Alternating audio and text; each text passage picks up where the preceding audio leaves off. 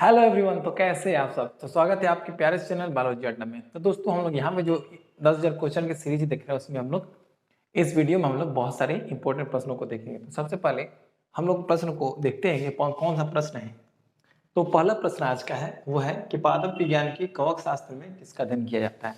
तो दोस्तों यहाँ पे साफ साफ कहा जा रहा है कि कवक शास्त्र में किसका अध्ययन किया जाता है। तो दोस्तों याद रखिएगा, कवक शास्त्र में हम किसका अध्ययन करेंगे तो हम लोग कवक का अध्ययन करेंगे। और कवक को दोस्तों हम लोग अंग्रेजी में फंगी के नाम से जानते हैं। अगर हम दूसरे प्रश्न की बात करेंगे, दूसरा प्रश्न जीव विज्ञान की वह शाखा जिसमें कवक का अध्ययन किया जाता है उसे क्या कहते हैं। दोस्तों बहुत ही प्यारा सा प्रश्न है कि जीव विज्ञान की वह शाखा जिसमें कवक का अध्ययन किया जाता है उसे क्या कहते हैं।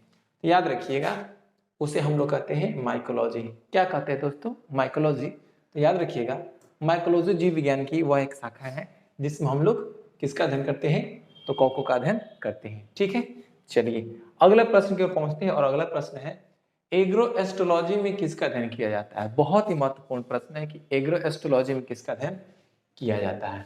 तो दोस्तों याद रखिएगा, एग्रोएस्ट्रोलॉजी जीव विज्ञान की एक शाखा है जिसमें हम लोग अध्ययन करते हैं किसका? ग्रास का।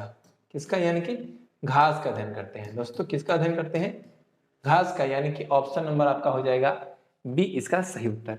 अगला प्रश्न की ओर पहुंचते हैं और अगला प्रश्न है फलों का अध्ययन क्या कहलाता है। बहुत ही सिंपल सा प्रश्न है, ये एग्जाम में पूछे जा चुके हैं कि फलों का अध्ययन क्या कहलाता है।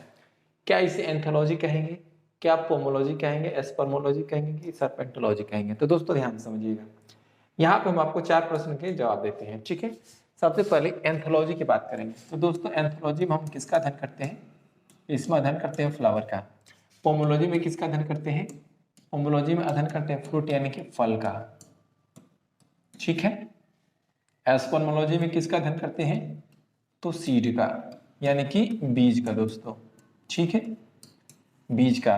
और सर्पेंटोलॉजी में किसका अध्ययन करते हैं तो स्नेक का। तो यहाँ पर दोस्तों आपको साफ साफ दिखाई दे रहा है कि जो प्रश्न है कि फलों का अध्ययन क्या कहलाता है। तो याद रखिए फ्रूट। तो दोस्तों फलों के अध्ययन को हम लोग क्या कहते हैं तो फलों के अध्ययन को हम लोग पोमोलॉजी कहते हैं। ये देखिए चारों बहुत इंपॉर्टेंट ऑप्शन है, जिससे आपके एग्जाम में प्रश्न पूछे जाते हैं। फिर अगले प्रश्न की बात करते हैं, तो फूलों का अध्ययन क्या कहलाता है। तो दोस्तों अभी जस्ट हमने बताया था कि फूलों के अध्ययन को हम लोग क्या कहते हैं तो ये एंथोलॉजी कहते हैं। क्या कहते हैं दोस्तों? एंथोलॉजी। एंथोलॉजी यानी कि फूलों का अध्ययन। अगला प्रश्न की ओर पहुंचते हैं और अगला प्रश्न है एस्पर्मोलॉजी में किसका अध्ययन किया जाता है। तो दोस्तों बहुत ही आसान सा प्रश्न है, अभी इसका जवाब हम बता भी चुके हैं। एस्पर्मोलॉजी में किसका अध्ययन किया जाता है? एस्पर्मोलॉजी हम लोग अध्ययन करते हैं बीजों का। किसका दोस्तों? तो हम लोग बीजों का अध्ययन करते हैं। बहुत ही आसान सा प्रश्न है। फिर अगला प्रश्न जो कि बहुत ही महत्वपूर्ण है कि पुष्प की खेती को क्या कहते हैं, और ये एग्जाम में बार बार पूछा जा चुका है। दोस्तों ये रिपीटेड क्वेश्चन है, बार बार रिपीट किया गया। तो याद रखिएगा, पुष्प की खेती को हम लोग कहते हैं फ्लोरिकल्चर। यानी कि इस प्रश्न का जो सही जवाब हो जाएगा वो हो जाएगा बी। अगले प्रश्न पर पहुंचते हैं कि जीवाणु में नहीं पाया जाता है। याद रखिएगा दोस्तों, जीवाणु में नहीं पाया जाता है। क्या नहीं पाया जाता है थोड़ा सा समझते हैं। देखिए ये जीवाणु को हम लोग बैक्टीरिया कहते हैं। ठीक है, अब बैक्टीरिया क्या है तो एक प्रोकैरियोटिक कोशिका है। प्रोकैरियोटिक कोशिका। ठीक है, एक बात समझिएगा, प्रोकैरियोटिक कोशिका में झिल्ली के द्वारा घिरी हुई कोई संरचना नहीं पाई जाती है। याद रखेंगे, झिल्ली के द्वारा घिरी हुई संरचना का क्या होता है? अनुपस्थित होता है। क्या होता है दोस्तों?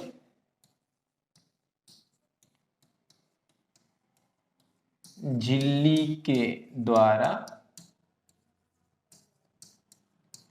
घिरी संरचना नहीं पाई जाती है। ठीक है, तो यहाँ पे देखिए कोशिका भित्ति पाया जाता है, प्लाज्मा झिल्ली पाया जाता है, राइबोसोम में झिल्ली नहीं पाया जाता है।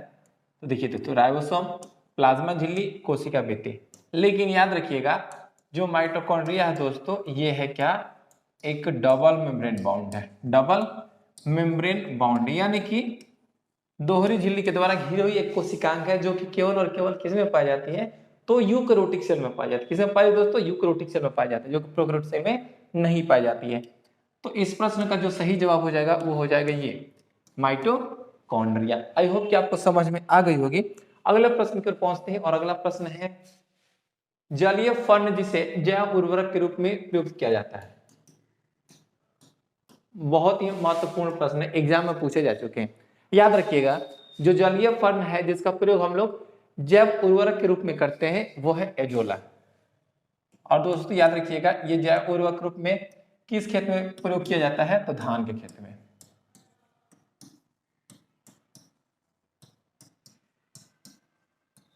धान के खेत में इसका प्रयोग किया जाता है एक जैव उर्वरक के रूप में। चलिए दोस्तों, अगला प्रश्न है कि पहला एंटीबायोटिक कौन है। यानी कि पूछा जा रहा है कि सबसे पहले जो एंटीबायोटिक खोज किया गया था उसका क्या नाम था, वो कौन है। तो याद रखिएगा दोस्तों, सबसे पहले जो एंटीबायोटिक खोजा गया था वो है पेनिसिलिन, और इसे खोजने वाले थे कौन, अलेक्जेंडर फ्लेमिंग। किसने खोजा था दोस्तों, अलेक्जेंडर फ्लेमिंग ने। एग्जाम में पूछा जाता है कि पेनिसिलिन का खोज किसने किया था, अलेक्जेंडर फ्लेमिंग ने। और हाँ दोस्तों, ये जो पेनिसिलिन एंटीबायोटिक है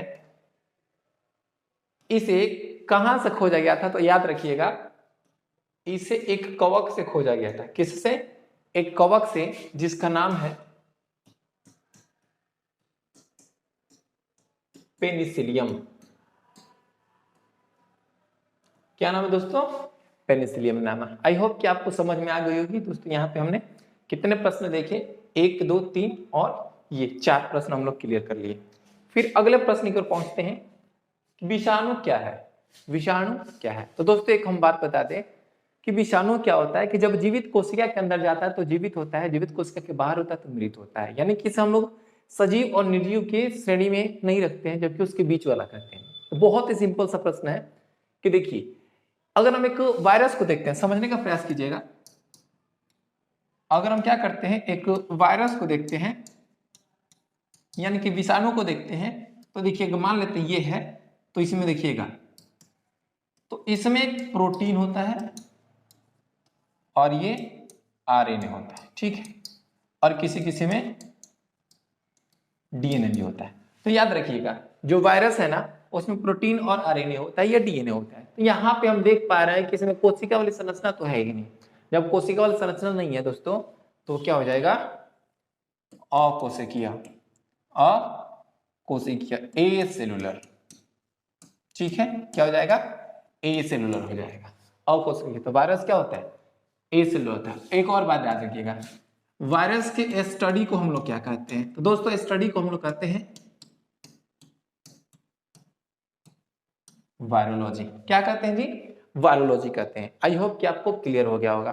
फिर अगला प्रश्न की ओर पहुंचते हैं, और अगला प्रश्न है कि निम्न में से किसमें क्लोरोफिल नहीं पाया जाता है। तो दोस्तों याद रखिएगा, क्लोरोफिल किसमें नहीं पाया जाता है, सवाल ब्रायोफाइट्स और टेरियोफाइट्स। याद रखेंगे दोस्तों, ये तीनों के तीनों किस पे आते हैं, प्लांट में आते हैं। दोस्तों कौ को भी प्लांट में पहले शामिल किया गया था, लेकिन देखा गया कि ये तो अपना भोजन स्वयं बना नहीं पा रहा है, इसमें प्रकाश संश्लेषण की प्रक्रिया नहीं हो रही है। और दोस्तों प्रकाश संश्लेषण की प्रक्रिया कब नहीं होती है, जब उसमें क्लोरोफिल नहीं होता है। तो यानी कि यहाँ पे हमने देखा कि ये जो कवक है इसमें क्लोरोफिल नहीं पाया जाता है। तो दोस्तों इस प्रश्न का सही जवाब क्या हो जाएगा, वो हो जाएगा ये कवक। अगला प्रश्न आपके समक्ष, मशरूम क्या है। बहुत ही आसान सा सवाल है, मशरूम क्या है, आप जो खाते हैं वो मशरूम, वो एक्चुअली एक कवक है। क्या है दोस्तों, एक कवक है। तो ये आंसर हो जाएगा ए, ठीक है, क्लियर है। चलिए अगला प्रश्न है कि किसे पादप जगत का उभयचर कहा जाता है। दोस्तों ये भी क्या है, बहुत ही महत्वपूर्ण क्वेश्चन है, ये भी रिपीटेड क्वेश्चन है कॉम्पिटिटिव एग्जाम्स की। तो यहाँ पे देख पा रहे हैं कि किसे पादप जगत का उभयचर कहा जाता है। दोस्तों याद रखिएगा, पादप जगत का जो उभयचर है वो है ब्रायोफाइट्स। क्या है, ब्रायोफाइट्स। और याद रखिएगा, याद रखेंगे कि क्या होता है कि ये नम एवं छायादार आस्थान पर क्या होते हैं, उपस्थित होते हैं, ठीक है।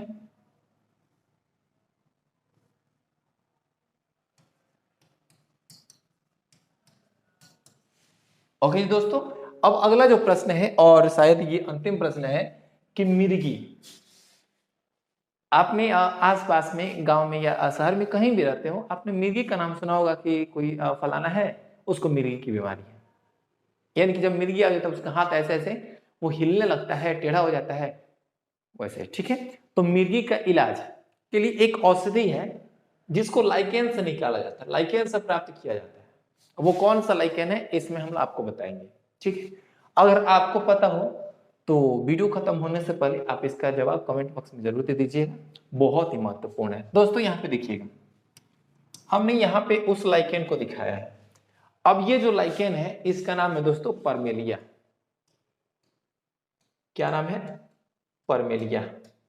और एक बात याद रखिएगा दोस्तों, ये जो परमेलिया है इसी से एक औषधि निकाला जाता है जो कि मिर्गी की बीमारी के लिए उपयुक्त होता है। तो दोस्तों यहाँ पे मिर्गी की औषधि किस लाइकेन से प्राप्त की जाती है, तो बहुत ही सिंपल सी सवाल ये प्रश्न है और इसका जो सही जवाब हो जाएगा वो हो जाएगा डी, यानी कि परमेलिया।